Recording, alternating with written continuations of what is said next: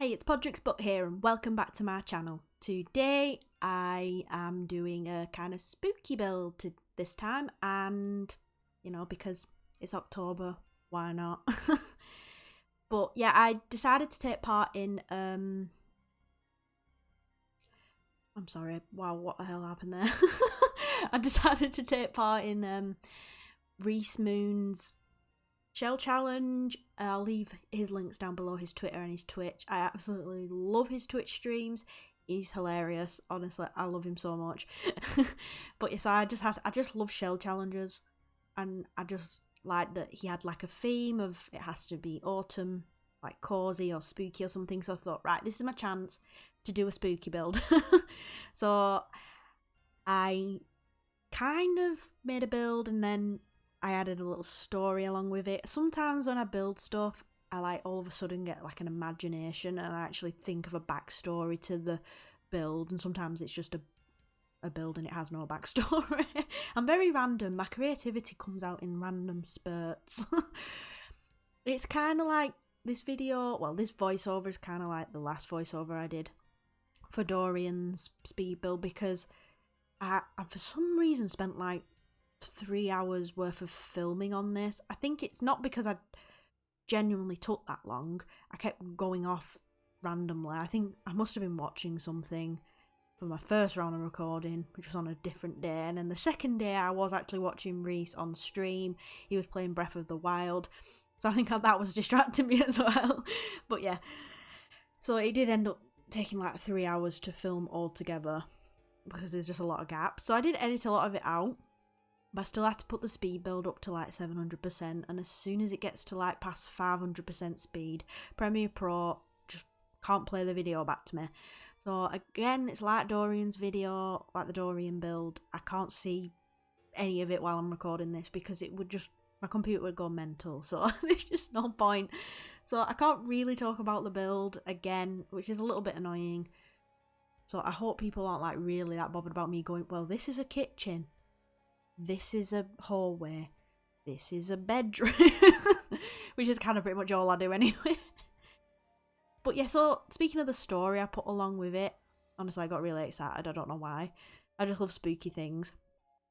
It's basically that back maybe in the 90s, maybe even earlier than that. I'm not too sure on the time frames. I'm just not good with periods, like knowing what furniture's from where, but I'd say from a certain like creepier era, maybe there was a man, like an older man, who lived in this house. It's called Sir Frederick III. I just came up with a random name. I'm not sure if I've heard that somewhere else. I probably have. So I just came up with a random name. Sir Frederick III lives here, and he was very secluded. He never really left his house. He had no reason to go out. He never had visitors. He didn't really speak to anyone. So rumours started flying around about him, as they usually do about, people who are a little bit more reserved. I wouldn't say that I agree with it, but for the purpose of being spooky, yeah. So rumours started about him that he was like some crazy mad scientist, like think human centipede type crazy. Like if you've ever watched that film, I feel really sorry for you, because wow.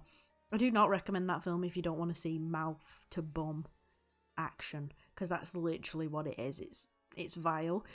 Anyway, so that's like the level I'm thinking. He's like, the people assumed he was some crazy scientist who liked performing experiments on people. These rumours started, one, because he was the secluded weirdo of the neighbourhood, and then people started going missing as well. Like people were getting suspicious. All of a sudden gravestones were appearing in his garden, which is a little bit sus. Like, think about it. Why would there be all of a sudden loads of gravestones in his garden? But so there were these rumours, and I can confirm that they're true. Like, in my head, he is a crazy scientist. That explains the gravestones. And he has the gravestones in his garden as like a way to show that he has had failed experiments, botched experiments, just to keep him going, like, oh, these are my failures, I want to succeed. But the people of Brindleton Bay never ever found out whether or not he was crazy or if he was just a normal old man. because he ended up going missing. No one knows. Did he die? Did he run away thinking he might get caught? Did he just end up experimenting on himself and it went wrong? No one will ever know. Even I don't know. I just want people to have theories. So he did go missing, which left the house abandoned. No one wanted to go near it. So it just got left as it was. Obviously, like, kids and teenagers like to have a joke and a laugh and explore it as you would expect. But other than that, it's been pretty much untouched, left as it is. There's like a secret room behind a bookcase, which is not that secret when you go upstairs and notice that there's a little like fence to look down into it. But we don't have to think about things like that. Sims don't think that far. They just don't. So yeah, there's a secret room, which is where he did perform his experiments. There's a weird attic with loads of random stuff in it. And then obviously the back garden with the graves, which, funnily enough, are cats and dogs' graves. So they are pet graves. I'm just going to pretend they're not. I couldn't find any other graves in Debug, so they're the ones we're having. So yeah, he's gone missing. And then obviously people start getting superstitious, thinking, oh, if he's died there might be a spirit that might come back and haunt them. So I'm not too sure where the superstition came from, but every year on Halloween, the residents of Brindleton Bay do surround the house with pumpkins to hopefully keep his spirit away from them, because they don't want to ever become a part of any of his experiments. Creepy, creepy experiments. So yeah, that's the general story. I hope people like it. I know it's really random, and I just thought of it while I was doing the build, and I thought, well, I have to share it. So I do kind of like do a voiceover at the end with my tour, so that's like a little surprise for you at the end, so please stay till then. I know it's quite a long video, but I think you'll enjoy that part because I'm kind of practicing for my actual YouTube of Horrors entry that I have to do on the 19th, because it'll be something similar. Hopefully it'll just be a tour video though, not a speed build, if I can get it to be long enough. So I'm kind of practicing in a way, because I'm not really good at spooky voices. It's not really a spooky voice, it's just me talking, like, normally, I guess. Not like this, not like as upbeat, but it's just me talking. It's not that spooky, but, you know, I hope you like it anyway. I feel like I have to get over the initial awkwardness of it if I'm going to submit an entry for YouTube of Horrors. So, yeah. I'm now 7 minutes into this voiceover. I've got a timer now, because when I did Dorian's one, I didn't know how long I'd been recording, because I'm recording my voiceover on OBS, and for some reason they don't have a timer on it, unless I'm tripping. They might do, but I can't see it. So I've got a timer up to make sure I don't go over, but I can't imagine I would ever go over on a 20-minute video. I can't talk that long. I just can't. It's impossible for me. I get like awkward and I'm like, no, I don't know what to talk about. How do I cope? Like, I'm thinking of starting to stream. Obviously not yet, because it's hard to explain. My internet's fine. I have good internet. It's fine on my phone, fine on my Xbox, my PlayStation. It's fine if you got a PC wired up.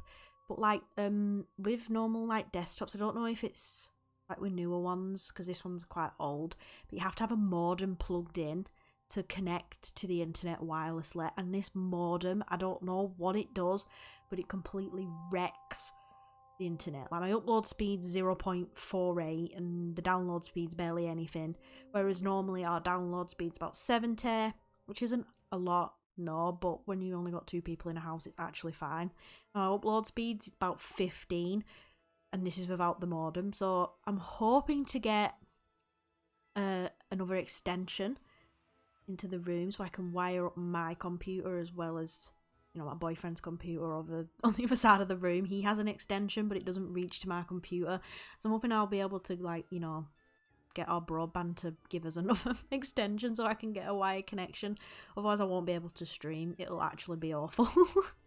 But yeah, what were I saying about streaming? Yeah, I'd love to start streaming, but like I say, I struggle in knowing what to say, and then when you're live and put on the spot, I'll be so stressed. I feel like the only way I'll be able to talk is if other people are talking to me in the chat or something. I don't know if I'll be able to cope. But yeah, I was hoping to stream Little Hope. Funny, I was hoping to stream Little Hope Little Hope on like the end of October when it comes out on the 29th, because it's like a bit of a horror game. I don't know if I'll be able to if I can't get the internet sorted. I spent like all day the other day on a Twitch overlay and I don't even think it's that good. And then I have to get over the initial stress of face cam, because obviously there's no face cam on my YouTube, but I'd much prefer having face cam on Twitch. I'm not saying that you have to have face cam for your Twitch streams to be good, but I feel like with horror games and stuff you might want to see people's reactions, like their actual faces. So I'll have to get over that initial stress and stuff like that. So I don't know if I will be able to stream Little Hope, but I am very much looking forward to it. I loved Man of Medan, and that's the same developers, so I'm really excited. Oh, and I loved Until Dawn. That was also the same developers. I think Until Dawn was the best one between them two. Obviously, I don't know about Little Hope because I haven't played it. But I'm kind of obsessed with Little Hope as well because Will Poulter's in it. Like, he's like been face captured for it. And if you don't know who Will Poulter is, I'm sorry. He's like a British actor, but I would say he's relatively well known in America as well and other countries, but I'm not too sure. But I do love Will Poulter, and I love his eyebrows. That's like the main thing I love about him, his eyebrows. He would have made a really good Pennywise, I think, if I'm honest. I'm going on a proper tangent here, aren't I? Yeah, I mean, I'm not saying I forgot his name. Something Skarsgård. The Swedish guy, is it? I forgot his name. Anyway, he did a good job of Pennywise, to be fair, but I feel like Will Poulter has the look. Obviously, they have makeup and stuff, so they made him look good regardless. But I feel like Will Poulter already had the look anyway. They wouldn't have to have added much to him, if I'm honest. He has like the right facial structure, if that makes sense. I'm basically saying he looks like a clown. Oops. Yeah, so I've gone on a real tangent here. I'm sorry, I get really excited about horror stuff and things like that. So you know, check out this, well, not this space, because I probably won't mention my Twitch streams on here if I ever do Twitch stream. I'll probably, like, update people on Twitter if that's something I will do. But I don't know. So, you know, make sure if you're not following me on Twitter, follow me so you can keep up to date with what I'm doing. I might stream, I might not. That's the general gist. Wow, I've been talking for ages now. You know how I was saying that I wouldn't know what to talk about? Well, damn. Apparently I do know what to talk about. Anyway, so I'm now 12 minutes 30 seconds into my voiceover. Who knows how far into the video we are. But, you know, I think I'll cut off here. Make sure you stick around to the end for my little tour and voiceover addition to the video. Leave a like if you enjoyed the video and the build. Make sure you check out Rhys on Twitter and Twitch because he's fabulous. And I'll see you soon. Dag dag!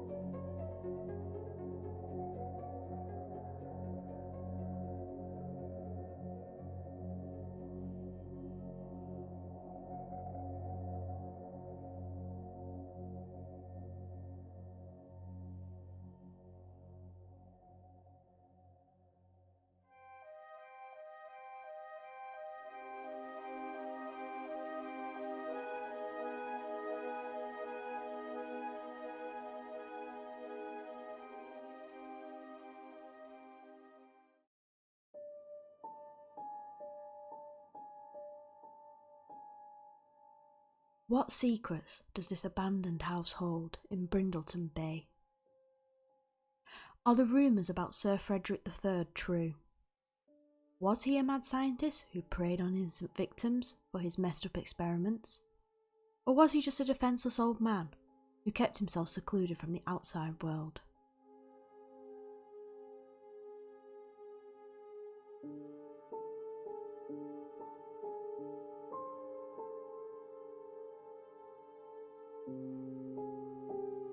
No one will probably ever know, as Frederick disappeared many years ago, and his disappearance is still unexplained to this day.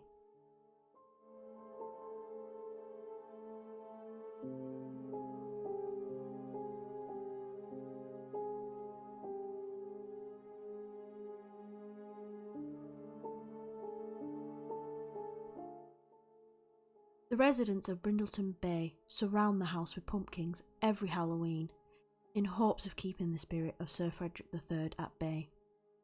But is it to no avail?